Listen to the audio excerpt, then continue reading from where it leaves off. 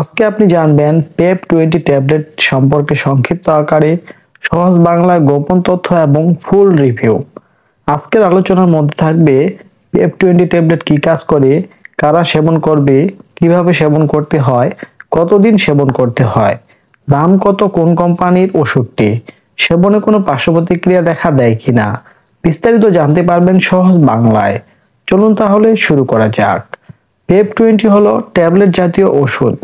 Pep 20 ট্যাবলেটের উপাদানের মধ্যে রয়েছে জিঙ্ক সালফেট মনোহাইড্রেট। পেপ 20 ট্যাবলেটের প্রস্তুত ও বাজারজাতকারক কোম্পানি হলো ওরিয়ন ফার্মাসিউটিক্যালস লিমিটেড। পেপ 20 ট্যাবলেটটি পট আকারে পাওয়া যায় ফার্মেসিতে। একটি পটে থাকে 30টি ট্যাবলেট। পটটির দাম হচ্ছে 105 টাকা। ট্যাবলেটটি আপনি আপনার নিকটবর্তী ফার্মেসিতে খোঁজ করলে সহজেই পেয়ে যাবেন। ট্যাবলেটটি মূলত যেসব রোগে বা সমস্যায় কাজ করে বা চিকিৎসকগণ দিয়ে থাকে।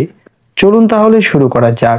1 নম্বরে যে কাজটি করে তা হলো জিঙ্ক এর ঘাটতি রোধে এবং জিঙ্ক ক্ষয় নিয়ন্ত্রণে নির্দেশিত। 2 নম্বরে যে কাজটি করে তা হলো যেসব ব্যক্তি রোগ প্রতিরোধ ক্ষমতা কম এবং খাবারের রুচি কম তাদের জন্য নির্দেশিত। 3 নম্বরে যে কাজটি করে তা হলো অনেক রোগী আছে পুষ্টিহীনতায় ভোগে, তাদের জন্য দেওয়া হয় এই পেপ 20 ট্যাবলেটটি। 4 নম্বরে যে কাজটি করে তা হলো স্বাস্থ্য এবং স্বাভাবিক বৃদ্ধির জন্য জিঙ্ক নির্দেশিত। 5 নম্বরে যে কাজটি করে তা হলো ক্ষত, যেমন ঘায়ের কারণে ক্ষত হওয়ার নিরাময় করে, হজমের সমস্যা দূর করে, প্রজনন ক্ষমতা বৃদ্ধি করে, শারীরিক বৃদ্ধি এবং মানসিক বিকাশের মতো অনেক জৈবিক ক্রিয়াকলাপের জন্য জিঙ্ক অত্যাবশ্যক।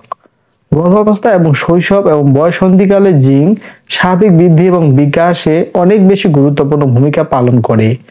এই পেপ 20 ট্যাবলেটটি মূলত এগুলি হলো ওষুধটির মূল কার্যকারিতা।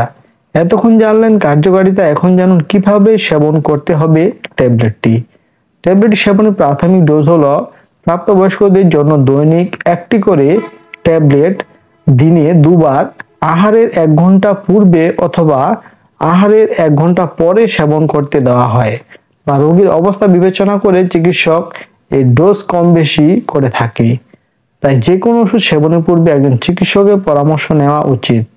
ট্যাবলেট সেবনে যেসব পার্শ্ব প্রতিক্রিয়া দেখা যেতে পারে তা খুবই কম পরিমাণে, তবে জেনে রাখা ভালো। যেমন বমি ভাব, বমি, ডায়রিয়া এবং পেট খারাপের মতো কিছু পার্শ্ব প্রতিক্রিয়া দেখা দিতে পারে, তবে সবার ক্ষেত্রে দেখা দেয় না। কিছু কিছু ব্যক্তি বিশেষে এসব পার্শ্ব প্রতিক্রিয়া দেখা দেয়। তবে যে কোনো ওষুধ সেবন করবেন অবশ্যই একজন চিকিৎসকের পরামর্শ নেবেন।